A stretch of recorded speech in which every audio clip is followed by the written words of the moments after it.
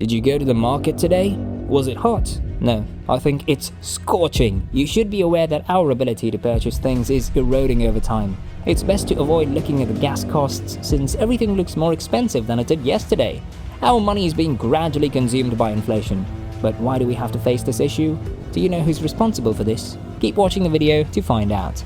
Hello everyone and welcome to Economy Expert. This is the one-stop destination to simplify the most complex queries about economics.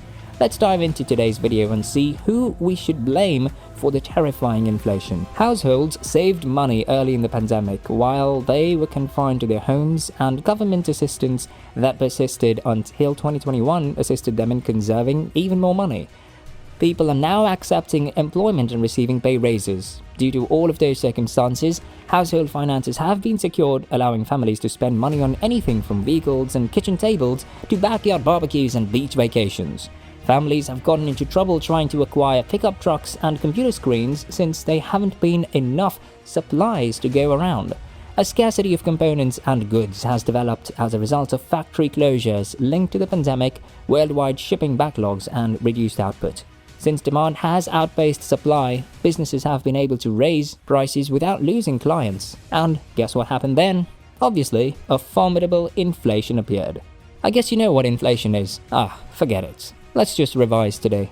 The rate at which prices grow over a specific period is known as inflation. Inflation is often measured in broad terms, such as the general rise in prices or the rise in a nation's cost of living. But it may also be computed more precisely for some products like food or for services like a haircut, for instance. In any situation, inflation refers to how much more costly the pertinent collection of products and services has grown over a predetermined time frame. When prices increase faster than salaries, inflation results in a decline in buying power. It makes people spend more dollars, euros, and other currencies to purchase basics, which might put the typical consumer in a tight spot financially. It can also cut back on discretionary expenditures. For example, if you wanted to buy something that could have been purchased for $100 in November 2020, you would have to spend $106.8 in November 2021. Inflation often has two main reasons. Inflation driven by demand is the most frequent. And when that occurs, demand for the product or services exceeds supply. That product is so highly desired by consumers that they are prepared to pay more for it. The second, less frequent driver is cost-push inflation. When demand is not constrained but supply is, this occurs. After Hurricane Katrina disrupted the gas supply pipes in 2005, this took place. In this instance, there was no change in demand for gasoline, but supply issues caused prices to increase to $5 per gallon. Built-in inflation is sometimes considered a third factor. The likelihood of future inflation plays a role in this. Laborers anticipate salary increases to keep up with the prices increasing, but higher wages increase the cost of manufacturing. Once more, this drives up the cost of products and services. When this cause and effect persists, it develops into a wage price spiral. But why are we giving lessons about inflation? Because we all know that this monster of economics has started to devour our finances. Families in the United States are under tremendous strain as a result of the country's raging inflation, which has caused them to spend more money on food, gas, and rent, while also having a harder time affording discretionary things like gadgets and haircuts. The month of May saw an increase in the price of gas, food, and other basics, pushing inflation in the United States to a record 4-decade high and leaving American people with little relief from rising prices. In comparison to last year, consumer prices increased by 8.6% last month, quicker than the 8.3% increase seen in April, according to the US Department of Labor. According to the Organization for Economic Cooperation and Development, prices increased at an annual pace of 4.7% last year, outpacing all other advanced nations in the G7. Numerous factors that contributed to inflation last year, including supply interruptions brought on by the COVID and increased food costs as a result of harsh storms and drought that hampered harvests, were not exclusive to the US. In fact, inflation is viewed as a very large concern for the nation by 7 out of 10 Americans. Additionally, the Federal Reserve has been obliged to raise interest rates quickly for the first time in 30 years due to high inflation.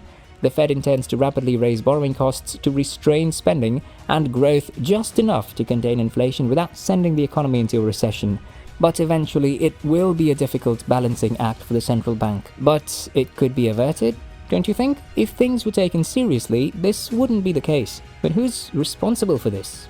Who should we blame? Joe Biden holds Putin accountable. Republicans hold Democrats and Biden accountable. Some Wall Streeters and economists blame the Fed for everything. Everyone's blaming one another for the massive increase in inflation, which has erased wage increases, sent equities to their worst, and overall made people feel down about the direction the country's going. According to Biden and Democrats, the invasion of Ukraine by Russian President Putin is primarily to blame for the high costs of food and energy. Biden said in a statement after the latest numbers were released, inflation is still too high and Putin's price hike continues to impact food and energy prices. There is more work to do, and tackling inflation is my top economic priority. Yes, the Russian invasion shook the oil market and caused rising inflation over the last 2 months, as Biden correctly points out. But shortly before Putin startled the world and invaded Ukraine in late February, prices started to rise quickly. According to the polls, Americans believe that the country's biggest issue is excessive inflation, and the majority of them think that Biden has handled the economy poorly. In the lead up to the upcoming midterm elections later this year, congressional Republicans are pounding Democrats on the subject.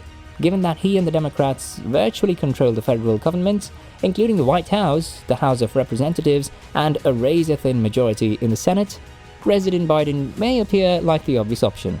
However, according to Christopher Leonard, a writer and an author of the recently released book The Lords of Easy Money: How the Federal Reserve Broke the American Economy, Biden is not responsible for this. It's the Federal Reserve. The large fiscal stimulus that was augmented by weak Fed policy rather than neutralized is the main contributor to inflation.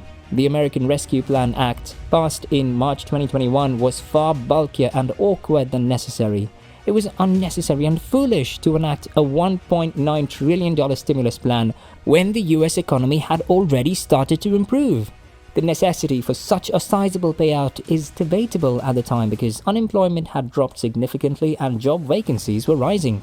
Coincidentally, March 2021 was a month in which there were more available positions in the United States than jobless people were searching for full-time employment.